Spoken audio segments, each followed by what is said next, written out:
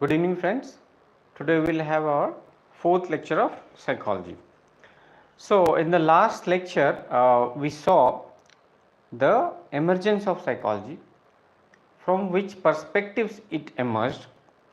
It disconnected from a rather abstract and subjective discipline, philosophy,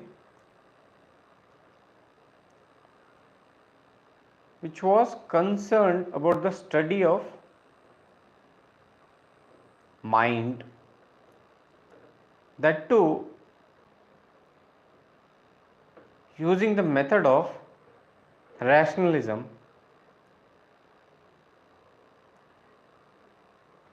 as compared to observation.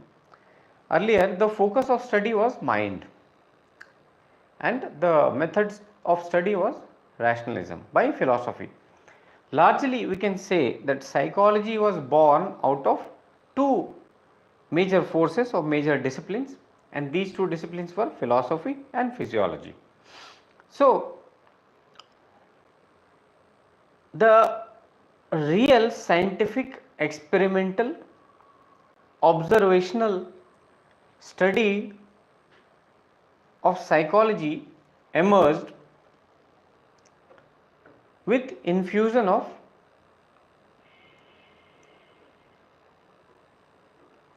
physiological approach,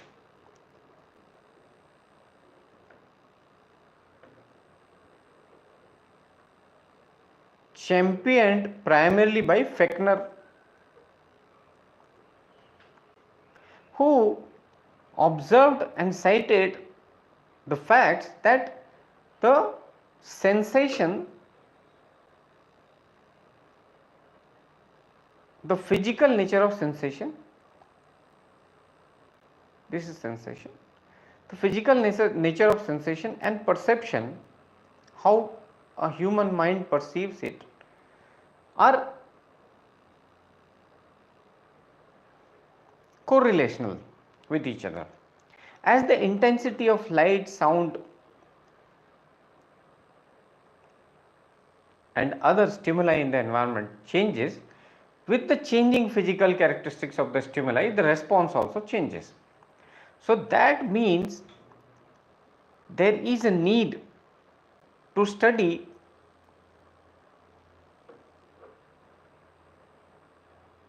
the discipline in a more scientific manner, which required an observational method, through observational method. And how it will be done? By having a separate discipline, psychology, which will now focus on studying conscious, not consciousness or conscious, not mind, because mind cannot be seen, can't be observed, nobody can measure it. It is just an abstract thought, a subjective thought. We are moving towards positivism, we are moving towards objectivity. So as we move towards objectivity, we find that psychology was given a place of a scientific discipline, an experimental discipline, by none other than the father of experimental and scientific psychology, Wilhelm Wundt.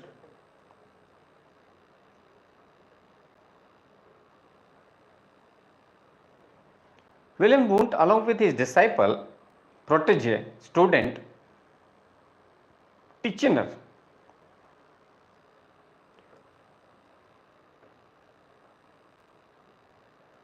Titchener, and Wilhelm Wundt gave psychology a new identity by focusing on consciousness, conscious. And they said that what should psychology focus on is structuralism, that is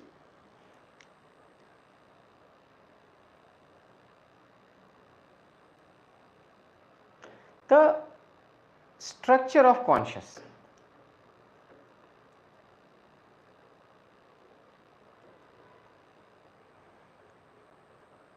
That can be divided in form of image, affect, and sensation.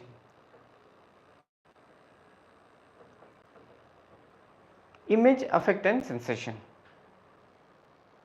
The conscious is divided into these elements or reduced into these elements. That is why this approach is called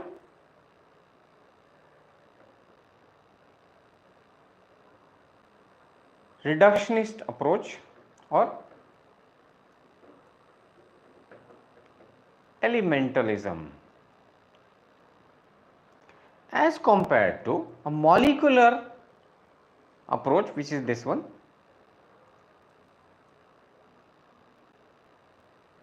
Now you see, reductionism, elementalism, molecular approach, these all three are the same thing, one and the same. And while you are writing your answer, by writing all these reductionist, elementalist, molecular approach, examiner is not impressed, let me tell you very frankly. Because if you just say that it is a reductionist approach, the conscious is divided into three parts: image, affect, sensation, and you may add from your own side that not only Wilhelm Wundt but Titchener were also there. Titchener said that not only image, affect, sensation should be studied. What was the study matter of structuralists? Structuralists said the conscious should be studied, okay? Its structure should be studied and how these elements interact with each other. This is Wilhelm Wundt's approach. How these elements interact with each other will give an insight that how the structure of conscious or consciousness has evolved, and that should be the subject matter of the study of psychology, right? This is how it happens. But Titchener says not only this, you see the strength and direction and various other characteristics of this stimuli as well. Stimuli presented in the physical environment have different characteristics, physical characteristics. So how their variations, physical variations of these stimuli affects the conscious, that should also be studied. Then the method of study was introspection.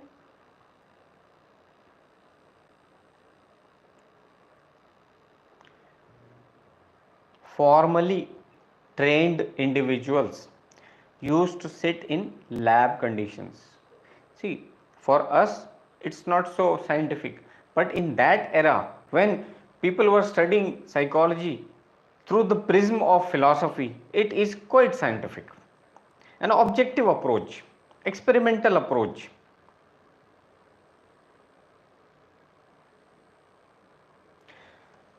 So in lab conditions, the experimenter will expose certain physical stimuli in form of image, affect and sensation to these trained lab observers or trained lab participants. These, what do they feel? By observing this scientifically and objectively, the experimenter then will relate that the structure of consciousness is this, and that is the object matter, the subject matter of the study of structuralists.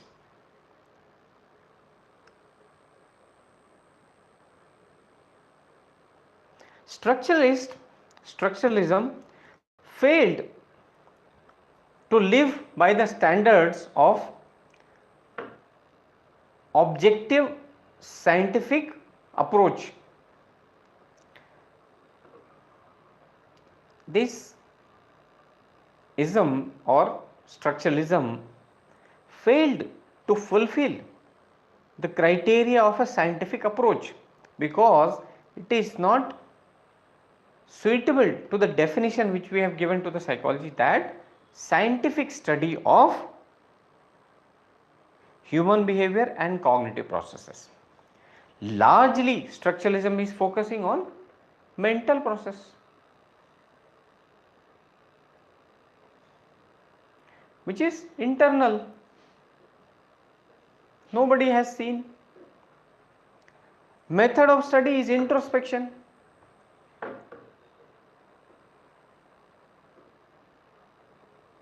Introspection is your method of study,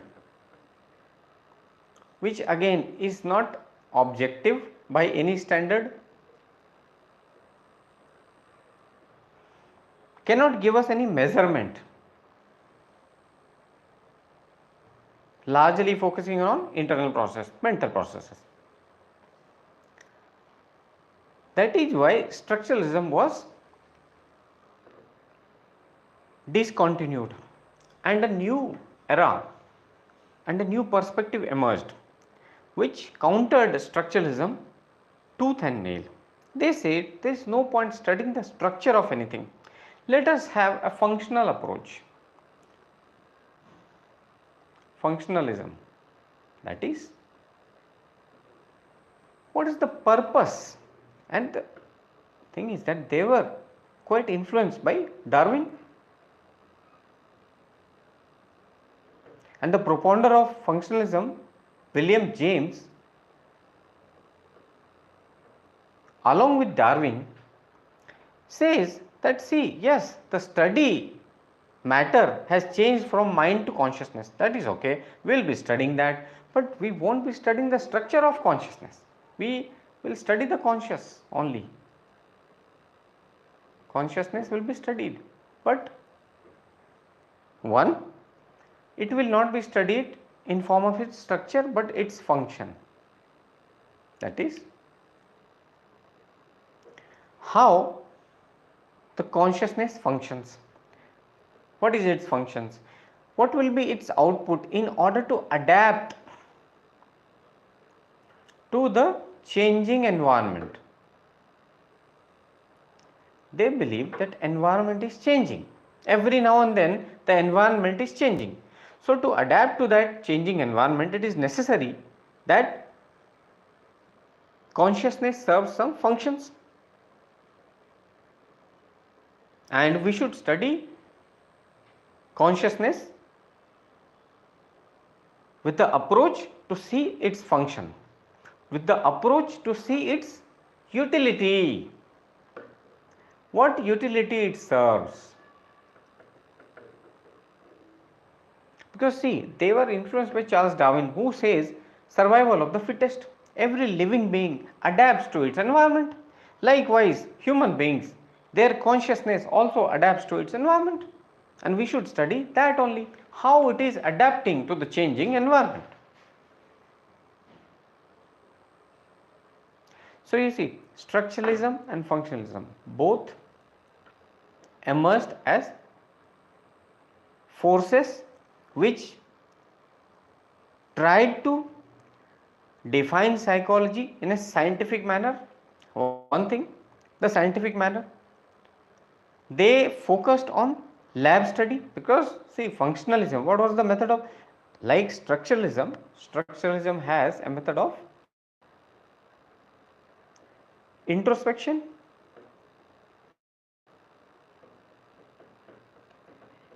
likewise functionalist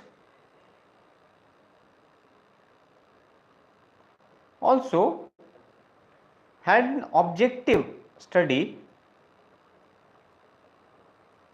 though they did not give any name as such, of internal mental process, like motivation, emotion,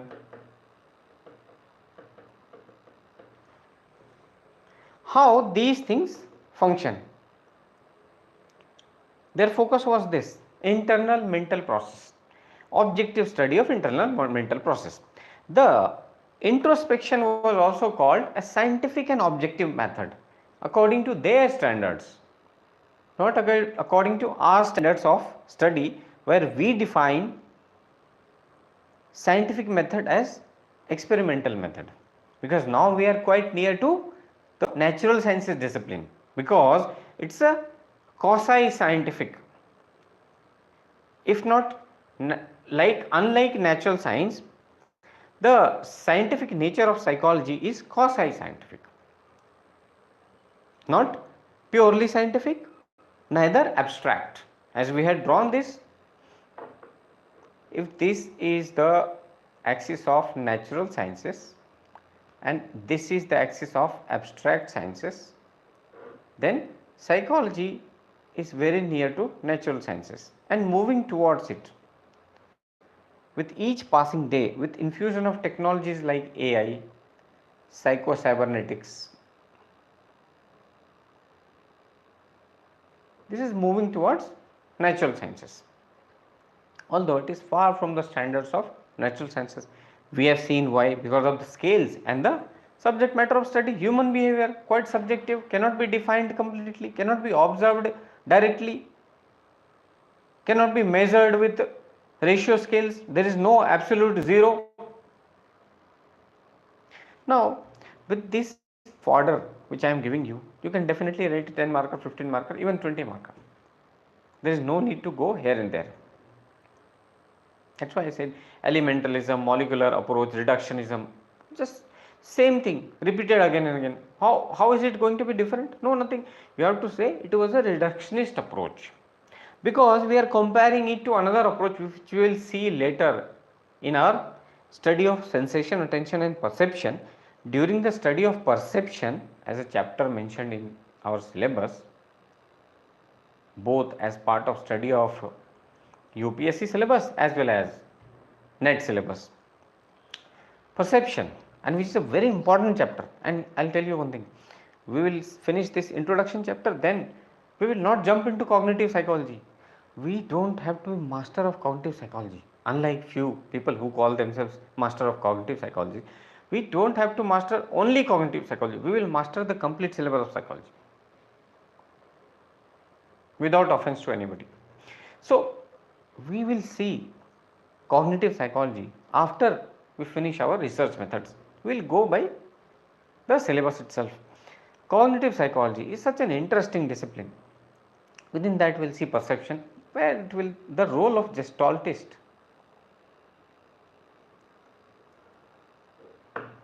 The approach of gestaltist psychology, it will become more apparent when we study perception, because they say that phi phenomena, this is light, light here, everywhere light. Even if this gap is there, once you see light is there from this place up to here, starts from here, ends here, there is no light here, lights are not placed there. But if you see it in one go, once only, have a look at it, you will see it as complete circle, because our mind is naturally, innately endowed to see things in entirety. If you don't believe me, you see,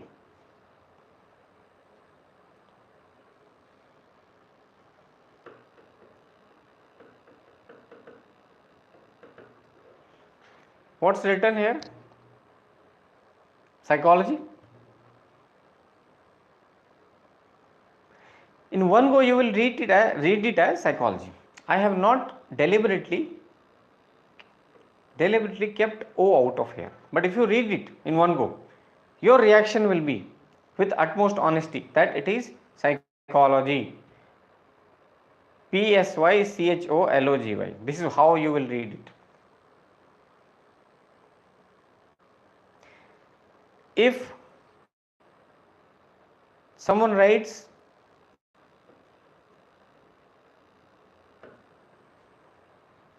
nothing here, but still if you know somebody as Arun, you will always see it as Arun. This is gestaltist approach, seeing things in entirety. Holistic approach, molar approach. This is called molar approach. Molar, unlike molecular. This is molar. What is molar? Molar is seeing things in entirety. Complete circle is molar.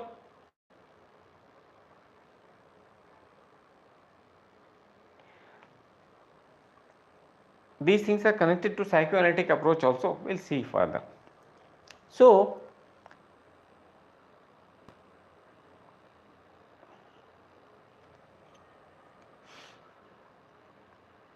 the start of psychology as a separate scientific observational experimental discipline from structuralism.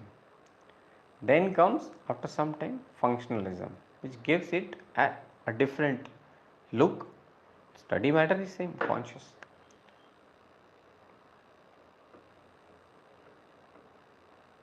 But in a different way, seeing its function, how it helps to adapt, giving a method of objective study of internal mental process, thereby actually failing as far as the standards of science are concerned.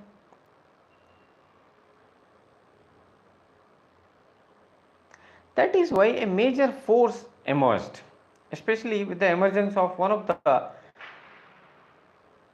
most radical, brilliant,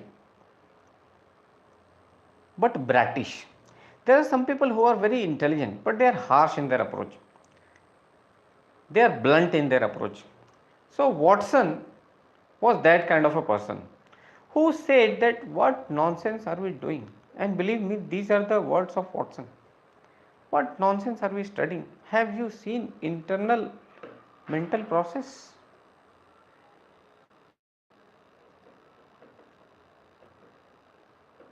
What role does it have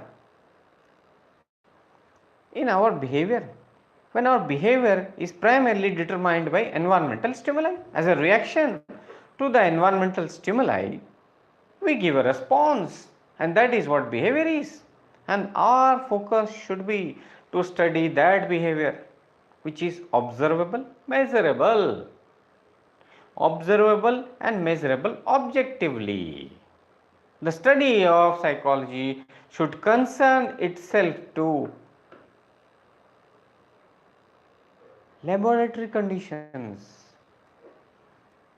Data should be collected from laboratory, and then generalization should be reached.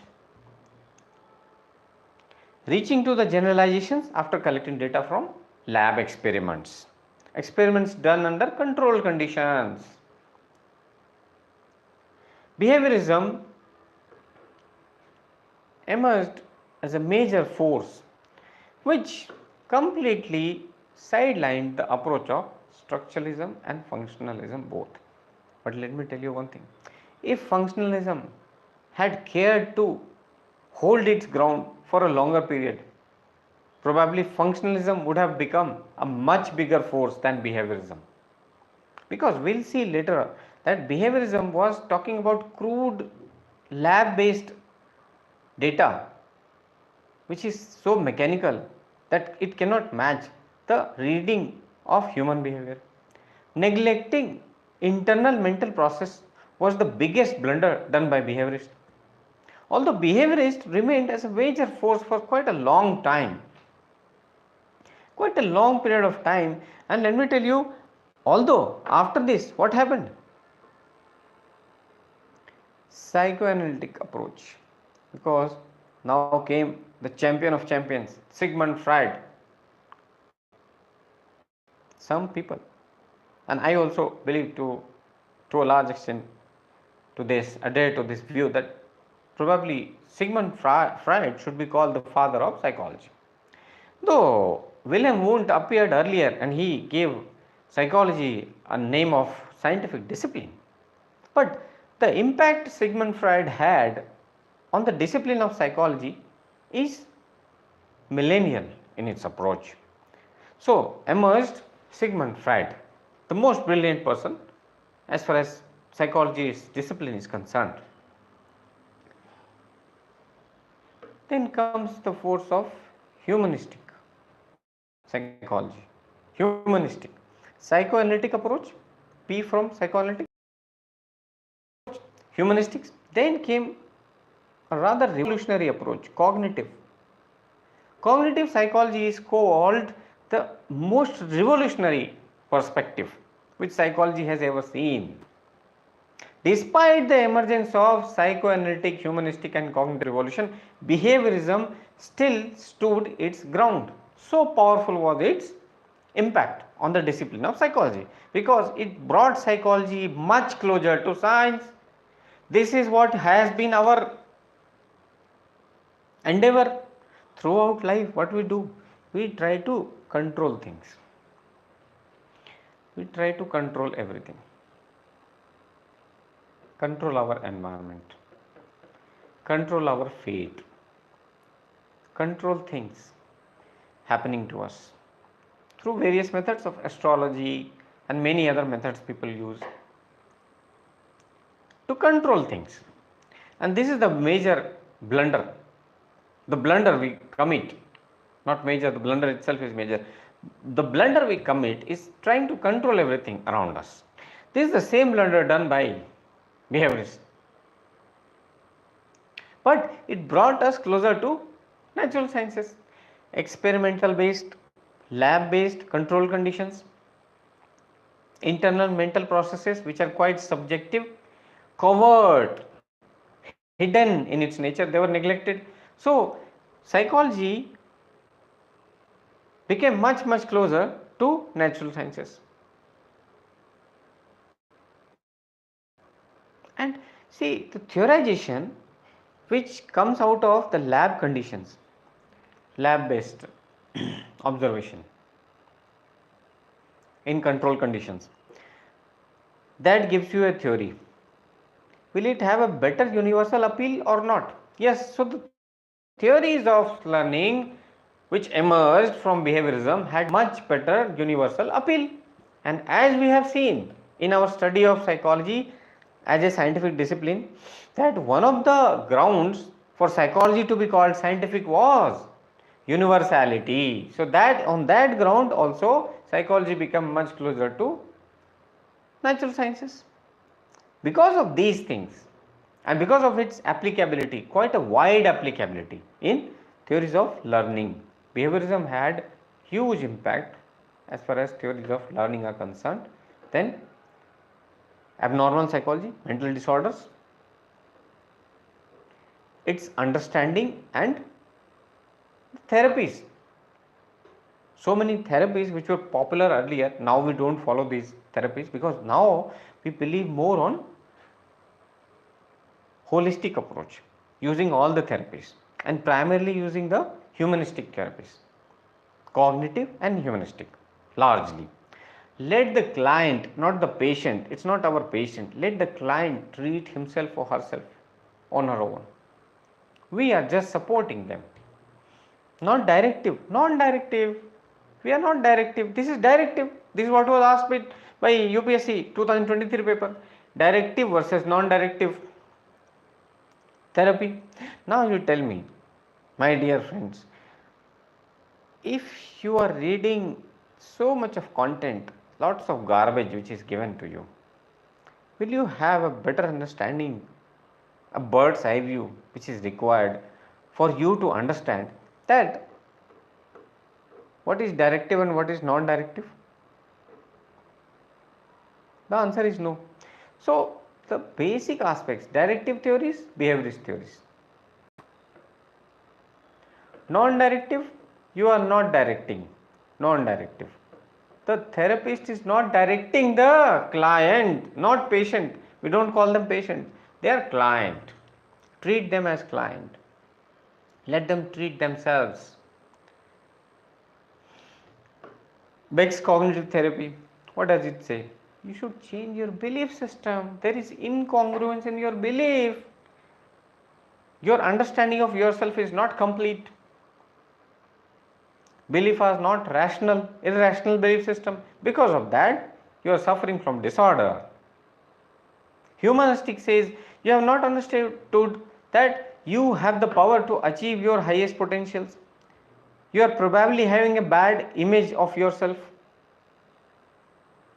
This is your ideal self, and this is your real self. There is incongruence in between these two. That is why you are suffering.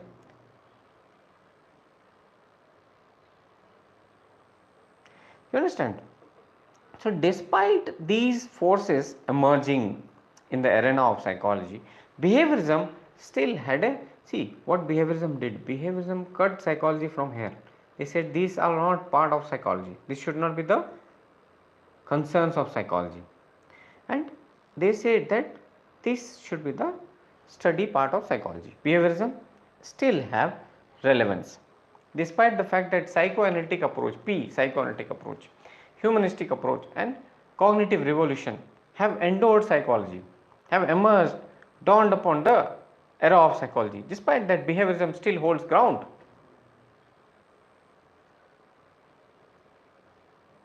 Because structuralism and functionalism, the study matter was, what were they studying? Consciousness, subjective,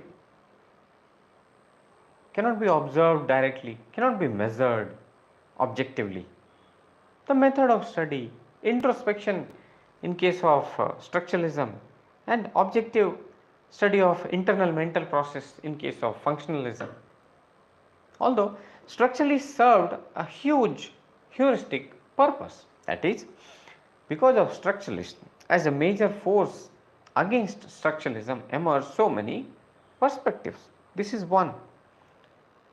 As a major, as an opposing force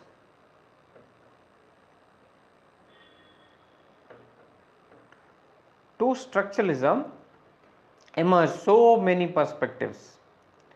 Apart from that, structuralism had huge impact.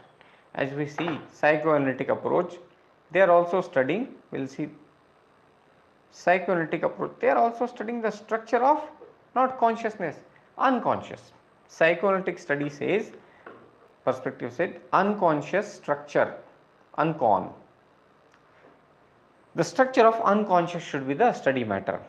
Structure of personality given by psychoanalytic approach. So, heuristic impact of structuralism, the structural approach, reductionist approach, breaking things down. Same approach followed by Sigmund Freud also.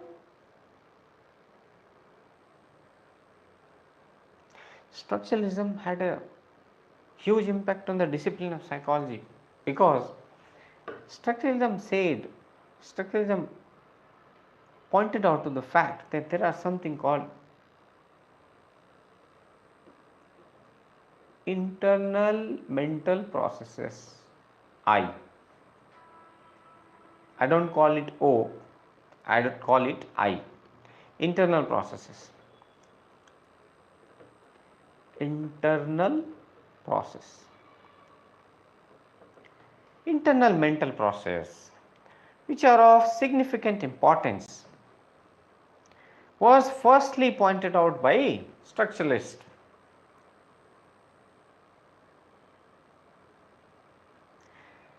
As behaviorists remained the most significant force throughout the discipline of psychology,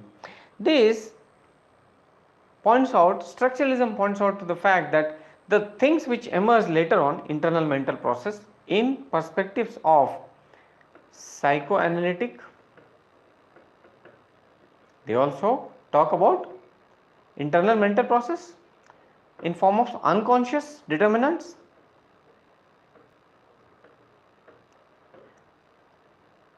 Cognitive, they are also talking about internal mental process. Cognitive psychology, they also talk about internal mental process. Humanism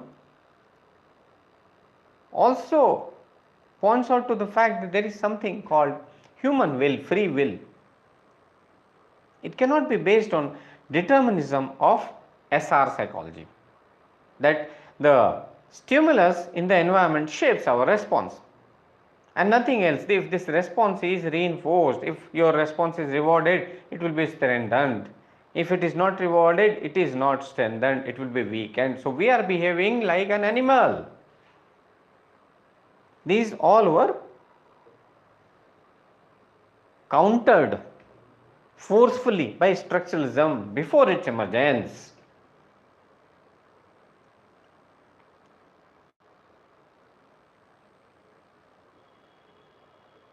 So let's trace the, if we trace the history of psychology, that is,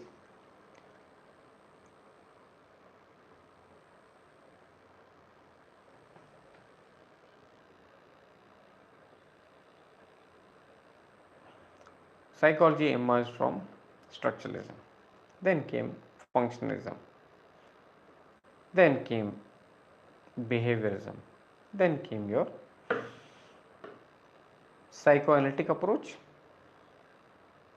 humanistic psychology, and cognitive revolution. This is all what you have to remember if we are supposed to trace the history of psychology, the antecedents from where psychology has emerged. Mind-body interactionism and mind-body dualism, which we have dealt earlier, is one thing which you can focus upon, which may be asked, repeated. But apart from that, the much earlier things, Aristotle, Plato, what all they gave is of no concern. None of that is going to appear in the exam, not at all is required. It is just giving you a cognitive overload and you are getting confused. So please remember this only. And how we can remember? Sigmund Freud was hit by a ball. Sigmund Freud, imagine Sigmund Freud with his beard and all, tall handsome man playing cricket, hit by a ball, cricket ball, had to go to primary health care, PHC. Structuralism, functionalism, behaviorism, psychoanalytic approach, humanistic psychology, and cognitive revolution. This way you can remember. This much of information is enough.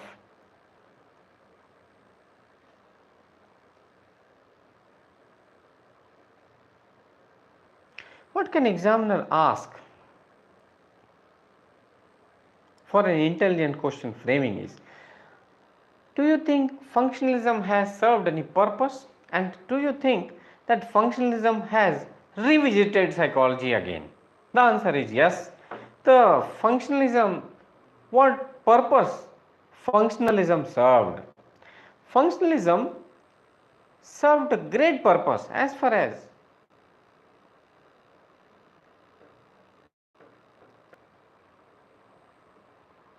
the branches of psychology, the applied psychology, portions like education psychology is concerned. Because functionalists, they believed in adaptation. So I have already told you, assimilation, accommodation theory of Piaget and zone of proximal development of Vygotsky.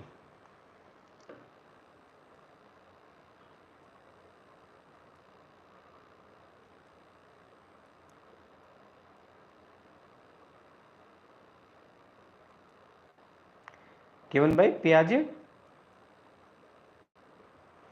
and ZPD, zone of proximal development, given by Vygotsky.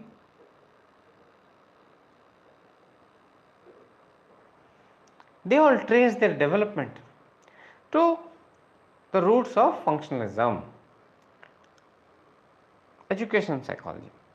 Functionalism is being revisited in form of evolutionary psychology, which is one of the major themes of contemporary psychology. One of the major themes of contemporary psychology is evolutionary psychology.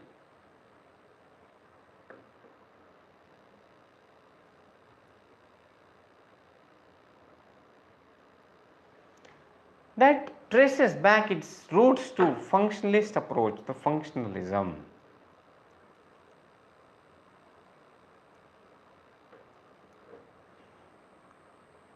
Got it? So, you see, functionalism also served its purpose. And as I told you, if functionalism had stayed there as a force for quite some time or changed its subject matter from consciousness to the behavior itself, that is, if they had changed their subject matter from conscious to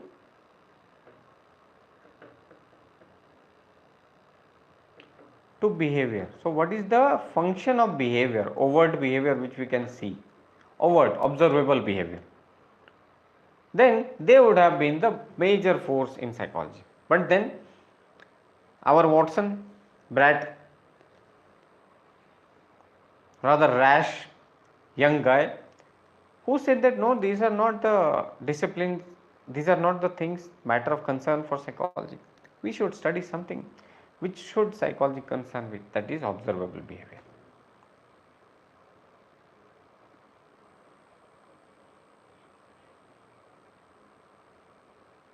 So, what are the basic tenets on which behaviorism was based? Basic tenets of behaviorism. We will study the basic tenets of behaviorism, and then we will see the basic tenets of psychoanalytic approach, humanistic psychology approach, cognitivist approach. Then we will see where psychology stands as far as its relation with other sciences are concerned, and the application of psychology into various departments. That we will see. That will finish our chapter number 1. We, with this fodder, will be able to solve all the questions, come what may, the 30 years back, 20 years back, or any new question if the examiner asks. Don't need to worry about that. Okay, so what are the basic tenets of behaviorism? What behaviorism believed upon? Behaviorism first says that the subject matter should be overt behavior. Overt behavior, what we can observe.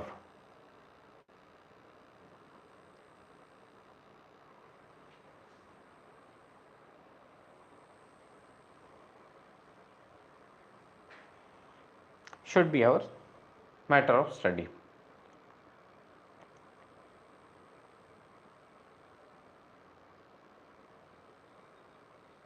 Like if somebody is learning to drive, he or she did not know that how to shift the gears. After few days of training, if that person is able to shift the gears easily, that is, there is relatively permanent change in the behavior of the person. That is called learning, either in the change in the behavior or behavior potentiality, that you may not show it, but it is inside you, which you will show when the time comes. You have the potential to hit somebody, you are not showing it because nobody has fought with you. The day comes, you get embroiled into a fight, and you show them that I have the strength, I can hit you. So that change has taken place. You have learned driving, you are not allowed to drive, or you probably don't drive because the driver is there. But a day comes when the driver is not well and you have to travel somewhere, you start driving. So either there is relatively permanent change in behavior or relatively permanent change in the behavior potentiality. Why we are saying relatively permanent? But because see, if you have taken a drug, taken some medicine, as nowadays the Red Bull, you took Red Bull gives wing, Red Bull. You have seen in the advertisement that after taking Red Bull, people start flying and doing so many things which are not possible humanly. Not humanly possible, but now you are doing after drinking Red Bull. In the environment, on the TV, what they are showing is your own Milin Soman, quite a fit model, and others also, Kiara Advani and all. Now they are being shown after taking Red Bull, they are doing things which are unrealistic. Your mind gets a suggestion that after taking Red Bull, I'll be able to do certain things. You take a Red Bull, yes, definitely it changes the blood flow in your body and you are able to do certain things, but not as depicted in the advertisement. This change is not permanent. You don't become a He-Man just by drinking one Red Bull. That Red Bull is making you alert for some period of time. although it has a huge toll on the body. Most of the people who take supplements and take these kind of things, body reacts in a very detrimental manner. So that change is not permanent, that change is not relatively permanent, that is not called learning. That does not come under the zone of behaviorism. Behaviorism says learning takes place when there is relatively permanent change in the behavior. You take few substances which changes the constituents of your body for a relatively permanent duration, then you can say that things have changed. Likewise, behaviorism says overt behavior in form of learning can take place when there is relatively permanent change in the behavior, and that we can observe, measure how much change has taken place, and that is why that should be the subject matter of study, told by who? Behaviorism. Now, digressing from our point for small period, we took this example of Red Bull. You have in your syllabus in paper 2 consumer behavior, media psychology. All these things can be connected to it or not. If we just try to remember a few things which we already know, some of us know, observational learning given by Bandura. Albert Bandura said that what others suggest also we vicariously learn. So we observe that the model became fit, much fitter than what he or she was. You take Red Bull, you don't become fit. What happens? You go to the court. Consumer court, the judge says, why are you showing such advertisements? These advertisements are misleading, encroaching upon the rights of the consumer. The other sides, that is product sides, Red Bull's advocate says that no, I believe that the consumer is a rational person.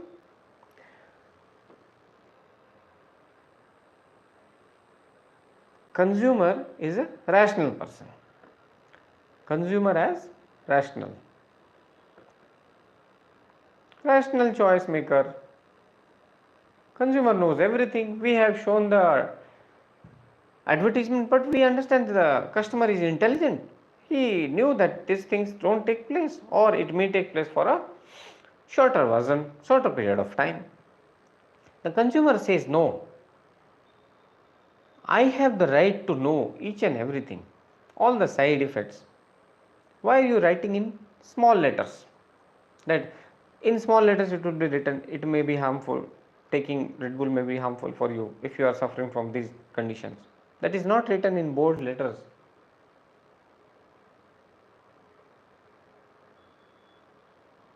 In that case, the perspective which has emerged now the judges say, no, you cannot encroach upon the rights of a consumer. You cannot say that the consumer is a rational choice maker and advertise whatever you feel like. There was some years ago, there was a case where the advertisement of a deodorant,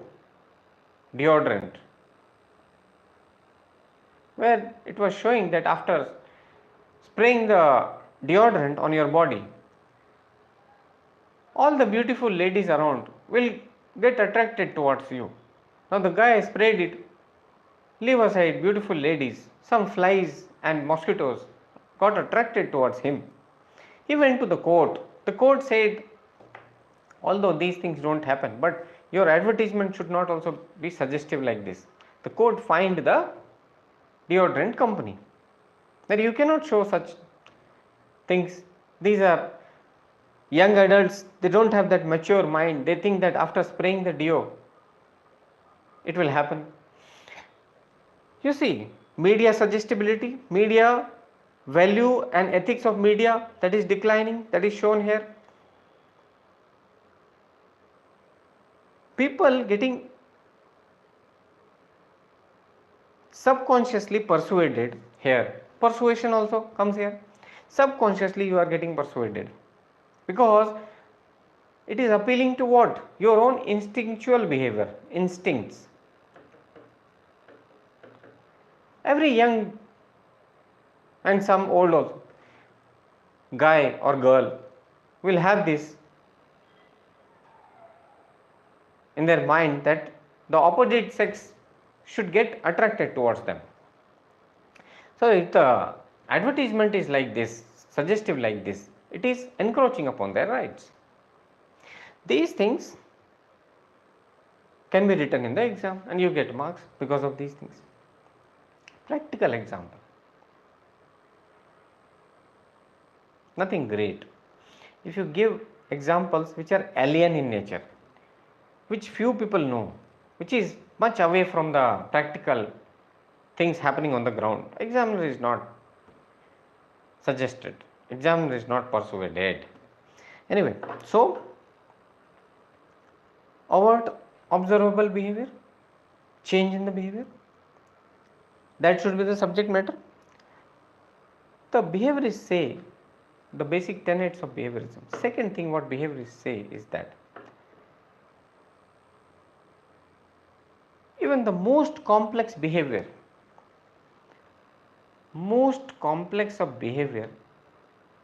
can be explained through SR psychology. That is, how stimulus shapes response can explain all the complex behavior. And do you know why this came? Why behaviorists are saying this?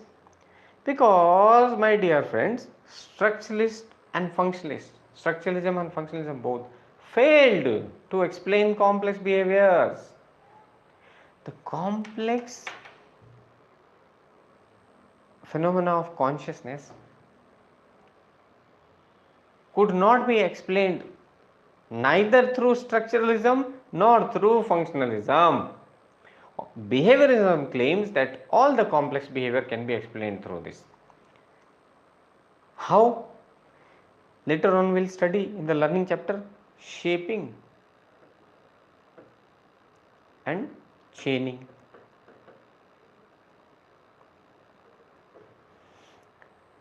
You have to teach your child how to remain clean.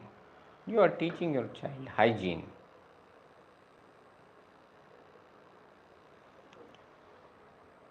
So as a first step, you taught your child early morning when you get up, brush your teeth. The child brushed his or her teeth. You rewarded the child with maybe a chocolate.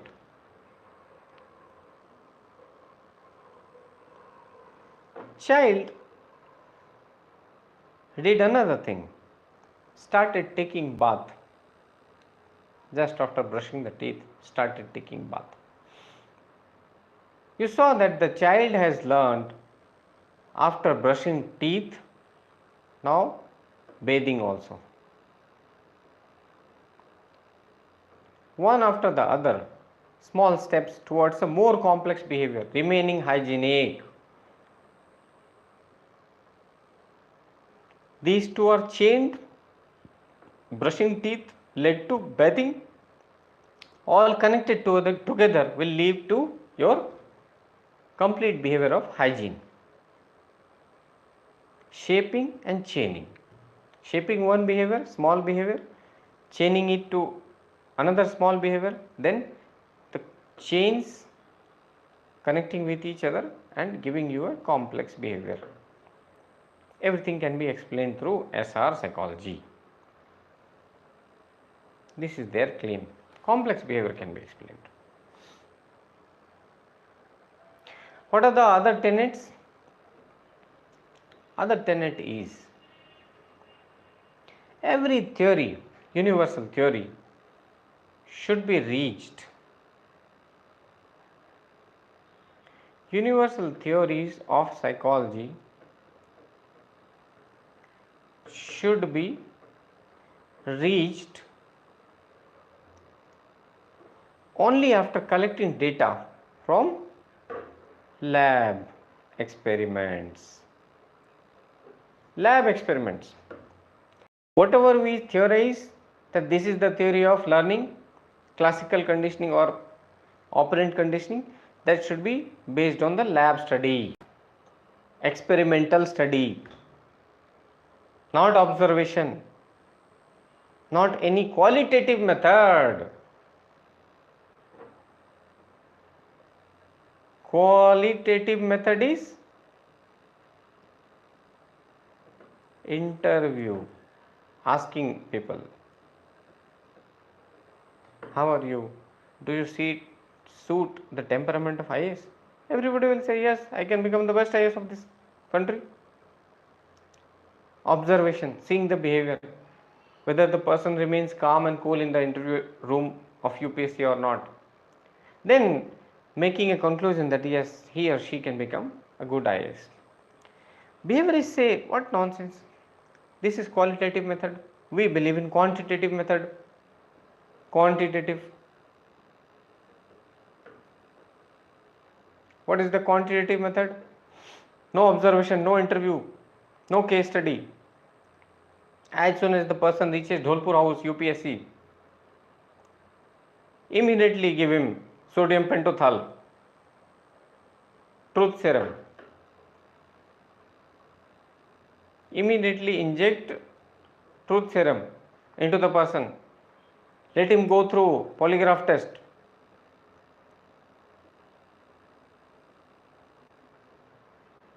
During your stay in Old Rajendra Nagar, how many crimes have you committed? Tell me. Then the truth will come out. Behaviorists say lab experiments. No observation, nothing. Although it is also not very objective method of polygraph. We'll see later on. They say lab experiments. Although it may be done on animals. Who was the subject matter of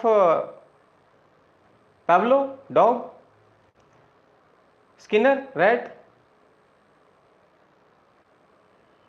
But theorization has to be done. Universal laws will be based on lab experiments only. Then what all they say? What else they say? They say by changing the environmental stimuli, by changing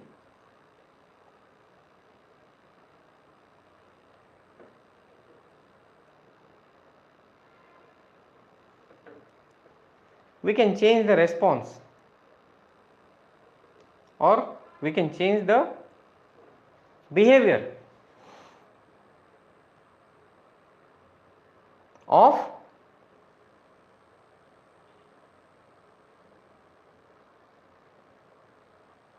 animal and human being both. So the response and behavior is contingent upon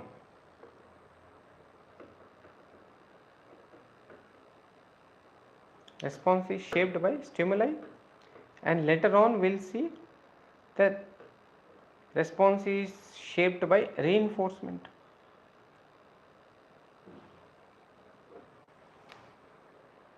Whatever behavior, whatever response is reinforced, that is, you reward the response, it will be strengthened. You punish the response, it will not be strengthened. And after some time, it may lose its strength and direction. It may become extinct.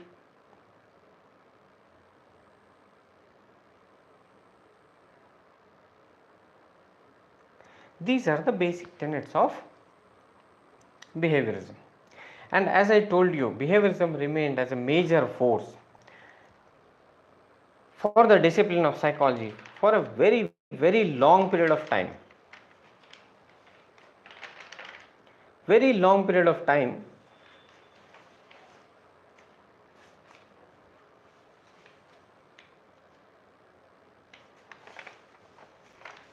Behaviorism guided the discipline of psychology.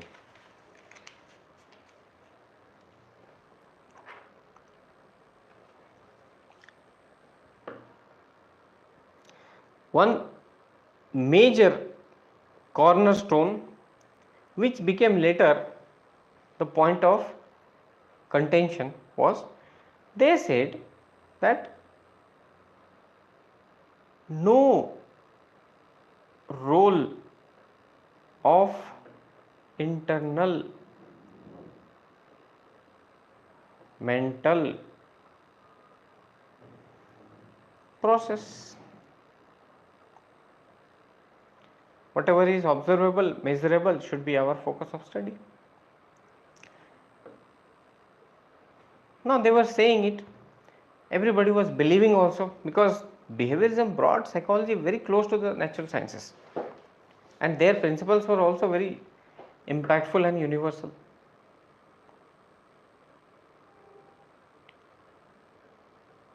There emerged a reverse force, undercurrent, which was gaining lots of currency throughout the world, because this was the time of 1930s, the time of Great Depression, great economic depression in the world. What kind of depression? Not psychological depression, but economic depression. People were sad, happiness was lost, as it happened in 2008. Depression in the whole world. During this era of Great Depression, the discipline of psychology was getting shaped, was getting nurtured by one of the most brilliant person, Sigmund Freud. Sigmund Freud said, and it was believed by so many people, because see, in the era when dark forces were there, dark forces were shaping the disciplines of psychology and other disciplines as well, where people were suffering from mental depression as well.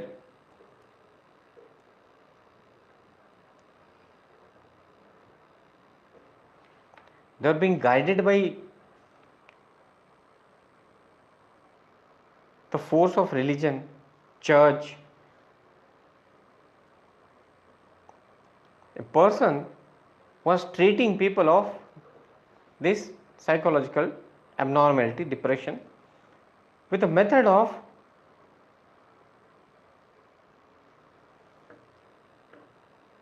talking cure.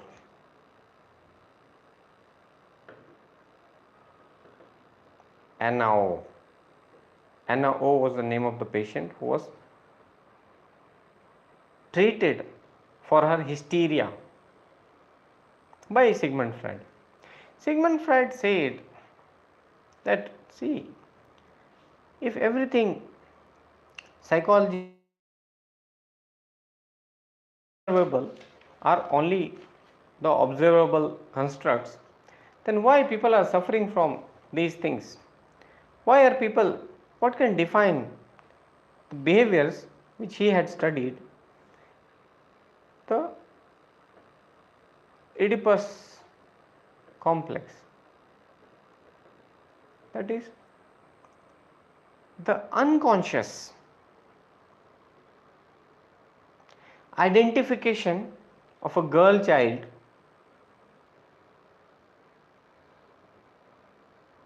unconscious attraction of a girl child towards her father, that too of sexual nature, as depicted by Sigmund Freud.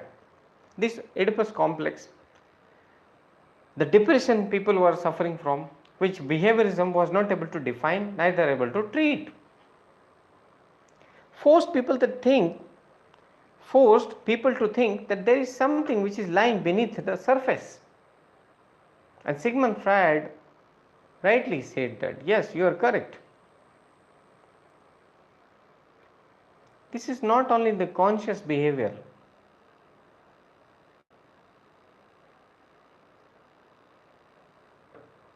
but the pre-conscious and unconscious.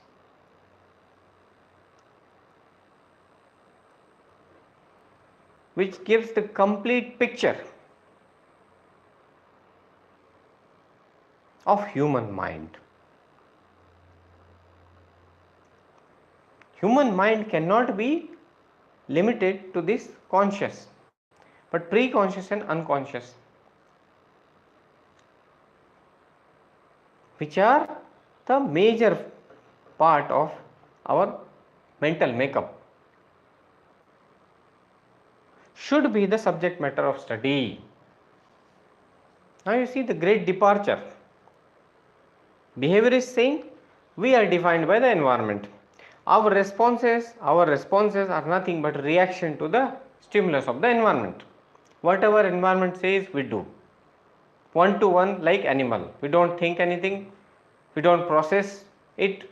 There is no internal mechanism at all. Everything is observable,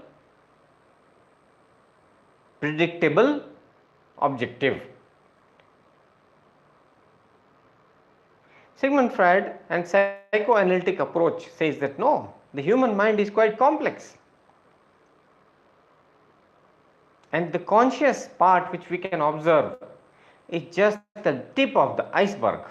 Tip of the iceberg. Further, they say that human personality, who says Sigmund Freud and other psychoanalytic approach propounders say that our personality has three layers: id, ego and superego. Id is what we are primarily made up of. It defines our instinctual forces with which we are born. See, watch the words. We are born with certain instinctual tendencies which are universal in nature. Every one of us is born, according to psychoanalytic approach. According to psychoanalytic approach, we all are born with instinctual forces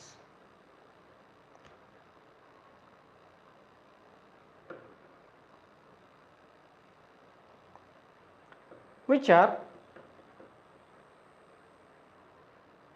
constituted by sexual urges and aggression.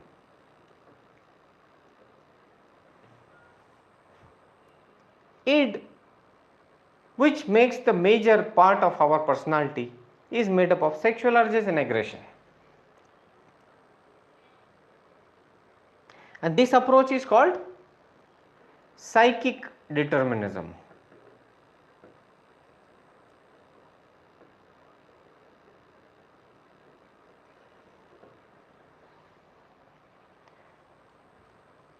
Behaviorism was saying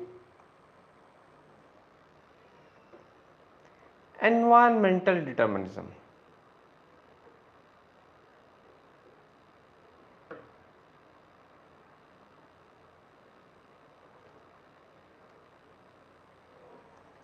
Psychoanalytic approach says psychic determinism. Both are deterministic in their nature. What is the meaning of deterministic? Deterministic, that our behavior is determined by something which is beyond us. That is, we don't have any control over that.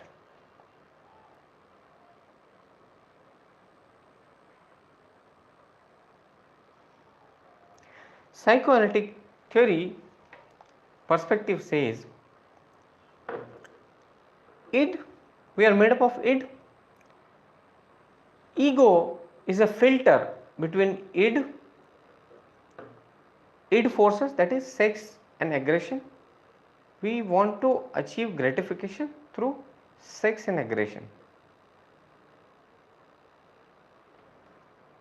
Sigmund Freud says that we are kind of an animal and we are gratified by these two activities, sex and aggression, by showing aggression, by satiating ourselves with sex. And there is a filter between id and the reality. In reality, you see, what Sigmund Freud says is quite unrealistic. He says during the childhood, early childhood itself, child is attracted unconsciously towards the opposite sex parent. In reality, neither possible nor feasible. So there is a filter between id and the reality. This filter is called ego. Ego keeps id in check. That no, this is not possible. Otherwise, whosoever we subconsciously, unconsciously identify with, we want to satiate our urges of sex and aggression with that person. Is it possible in reality? The answer is no. So ego keeps that in check. Then another check on id is superego. Superego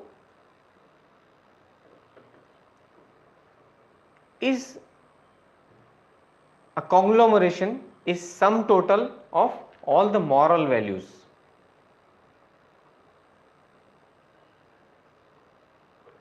Moral, societal values and norms. Here also, according to societal moral norms or religious norms as well, id-centric approach is going to be negated. That is not possible. Superego also keeps id in check. So there is, throughout the life, according to psychoanalytic approach, there is a constant fight between id, ego and superego. Ego and superego, they keep id in check. If left unchecked, it will lead us towards criminal behaviors. If you look at we have an application here also. We have criminal behavior in our rehabilitation chapter. You see what is happening there. The id forces have taken over ego and superego. Their morality is lost. Many people in the arena of UPSC preparation also, no id, no ego, no reality check, whether it is realistic or not, ready to show their aggressive behavior, violent, animalistic behavior. No moral values. This is a criminal tendency. People become criminal when id forces take over ego and superego. Ego and superego, ego is a filter, superego also filter. Ego is a filter that shows id the mirror of reality. This is the reality, this cannot happen, don't do this. Superego also says these are the moral values, so don't go out of hand, please be in control. Ego and superego keeps controlling id.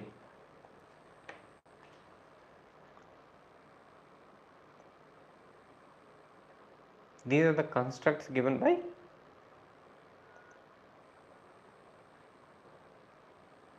psychoanalytic approach.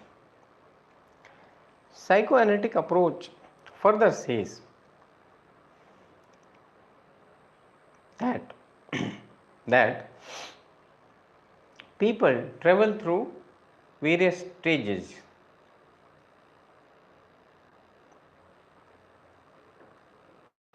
This we learn in personality.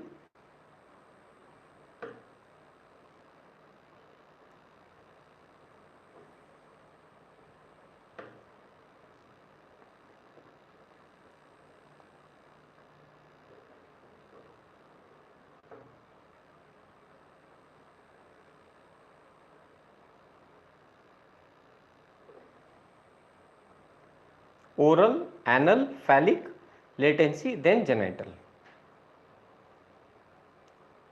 OAPLG.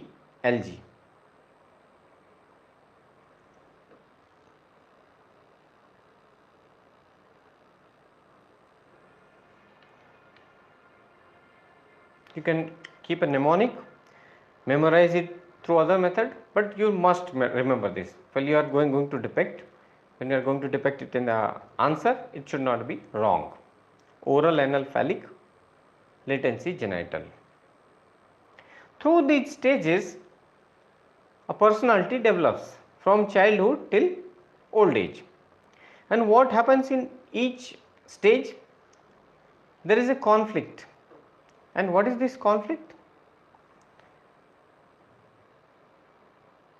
Conflict is again between id, ego and superego. Conflict is between id, ego and superego are on one side and id is fighting with these two. There is a conflict. In each stage, if the conflict is resolved, if the conflict is resolved in the right manner, that is, there is a balance between id forces and ego superego forces. A balance is achieved. It's not that it will be completely suppressed. What will happen if it is suppressed, which happens in most of the cases? It cannot be completely satiated, of course. If it is suppressed like anything, because of these suppressed energies,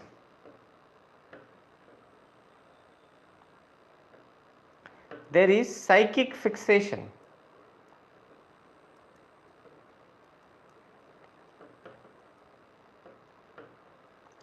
People remain fixated at that stage. Oral stage, when the pleasure center in your body is mouth and you get gratified through feeding. Babies get gratified through feeding. If babies are underfed or overfed, in both the cases, there is fixation because it was not resolved. Then this psychic fixation, let me tell you one wonderful insight. The poo-poo approach. Many people, chain smokers. If you go by psychoanalytic approach, this is psychic fixation in that stage, oral stage. Keeps on smoking.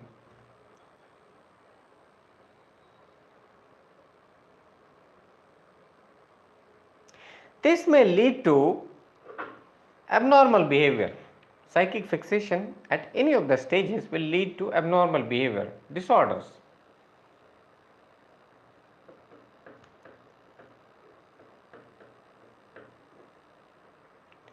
And the utility of psychoanalytic approach lies in the fact that psychoanalytic approach gave a brilliant perspective as far as dealing with these disorders is concerned. Psychoanalytic approach says that don't give shock. These are human beings, not animals. They say, bring the client, let them lie down on the couch, dim light,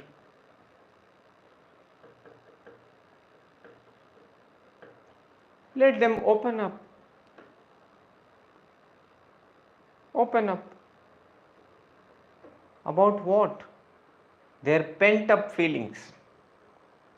And their pent up feelings will be revealed by what? These pent up feelings cannot be directly revealed. That is the job of whom? The psychoanalytic psychotherapist. So this person, psychotherapist.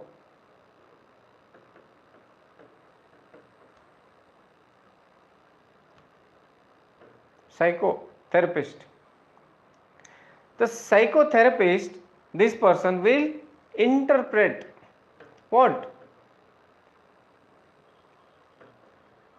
Your dreams.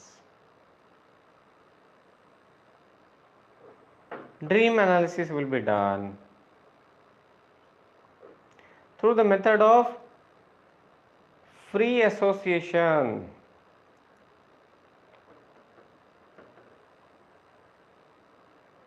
Symbols which you saw in the dream. You must have heard about this Freudian slip.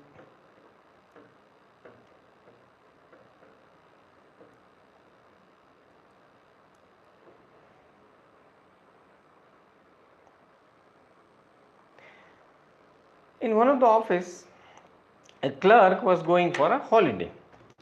He wrote a letter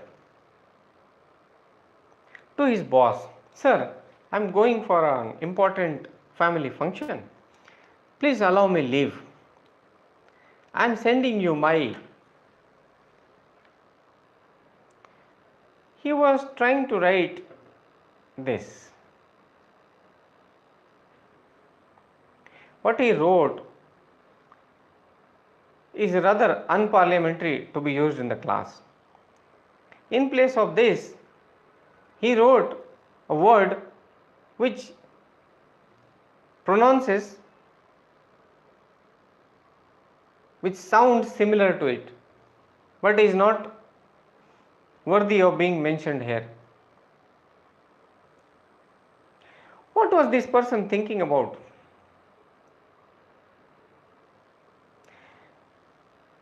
Likewise, when you are asked about how are you, sometimes because your inner unconscious, preconscious is dominated by this thought, you utter certain words which can be interpreted by an expert psychoanalytic psychotherapist that reveals what is lying in your unconscious, the psychic fixation. Symbols which you see in the dream, like watching snakes in the dream,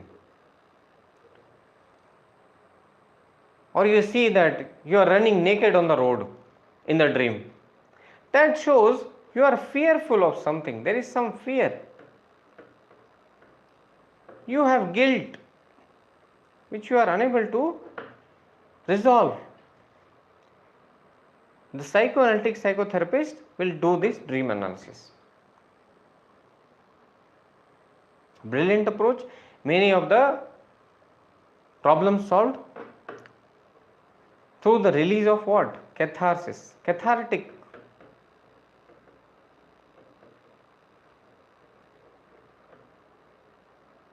Catharsis. Catharsis.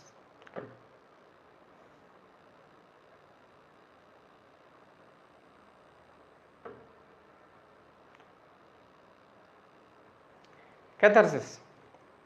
Pent up feelings. These are released, you feel free, and disorder gone.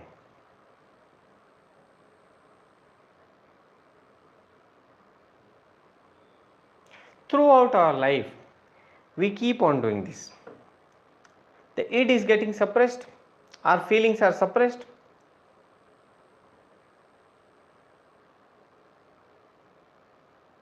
Leads to disorder.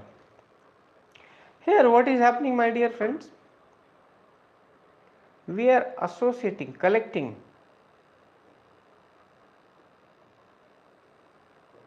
facts from here and there, then making some theories. What Sigmund Freud did, allowed the client to reveal all the information by letting down the guards, letting down the fear, revealing what is there in the subconscious and unconscious mind. Analyzed everything, associated everything, then gave a theory, then gave a universal principle. What is this approach called? This approach is called inductive approach. Induction. In the lecture number 2, this inductive was replaced by deductive. Few sincere aspirants pointed out this to me. Then I realized, okay, in place of deductive it has become inductive, or in place of inductive it has become deductive. This is inductive approach. When we go from specific data and facts to theory, this is called inductive. And many a time these mistakes happen. Let me submit honestly, despite the fact that I keep on reading psychology and I have been in this arena for long. It happens, I make these mistakes. So you have to be careful. When we say inductive, it means going from specific to theory. And my dear friends, grounded theory approach, it also comes under this inductive.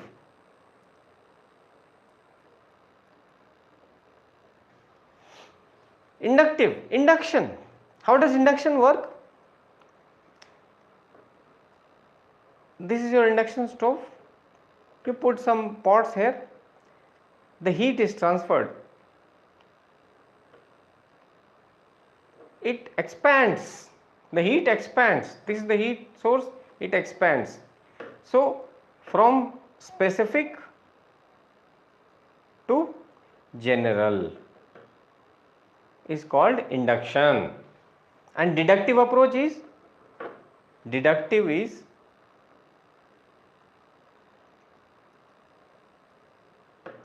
from universal theories are there, we are testing those theories in a specific condition,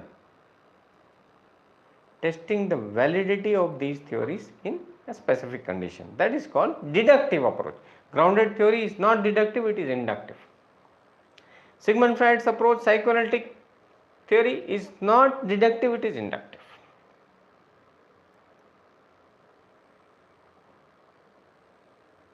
Further, the deductive approach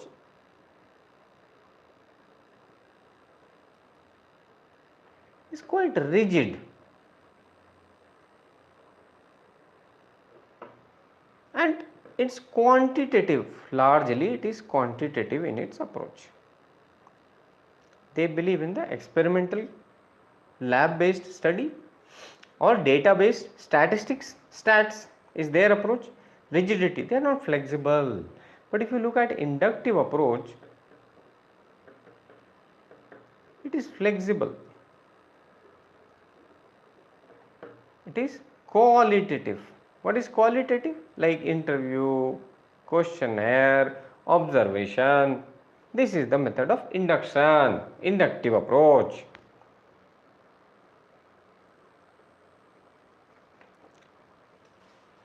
Sigmund Freud dominated for quite long in the arena of psychology, quite long, and still it's a relevant force. But as again it was based on determinism,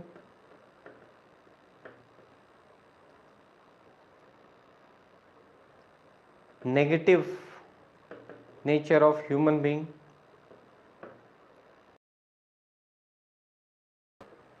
many people, as there came, this was the time when 50s, in the 50s, a force emerged against this. Remember, as I told you earlier,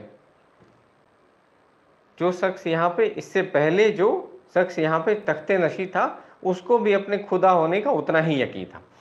This person, this force, psychoanalytic approach, they also believe that they are the boss, they are the king, they will remain there. But remember that every perspective will be challenged. This perspective of determinism and negative nature of human beings was challenged by another perspective, which is called humanistic perspective, which believed in the positive nature of human beings. They had their own assumptions, they were born with innate tendencies to achieve self-actualization.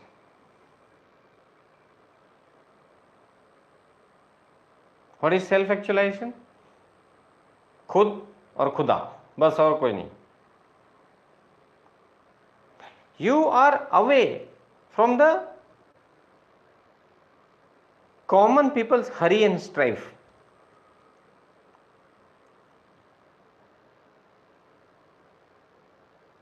As I rightly saw few people saying that, na अपमान का भय, न सम्मान का मोह.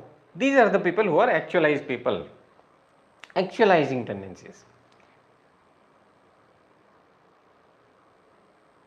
You get peak experiences. You have achieved your innate potentialities. Maslow and Rogers, Carl Rogers and Maslow, being the champions of humanistic perspective.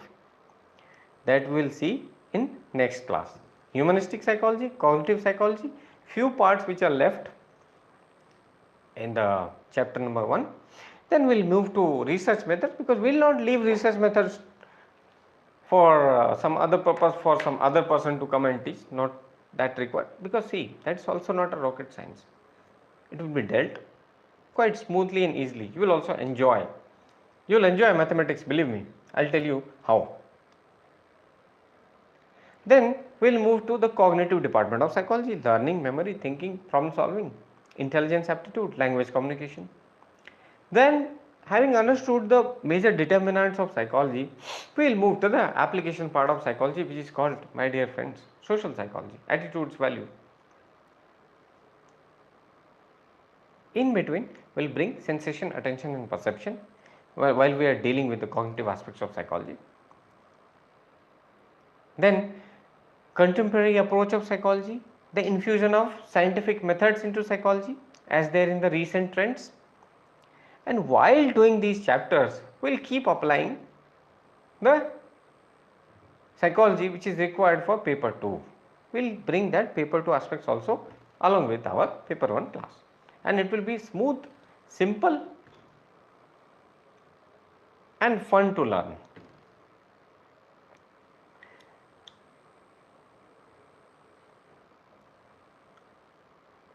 Thank you very much. Next class we will cover these aspects, keeping this class a little bit shorter.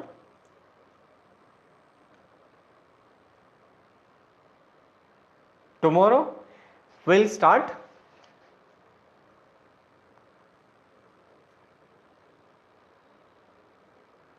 either at 6:30 or 7, I will inform you, but we will finish a larger portion than we have completed right now. Thank you very much.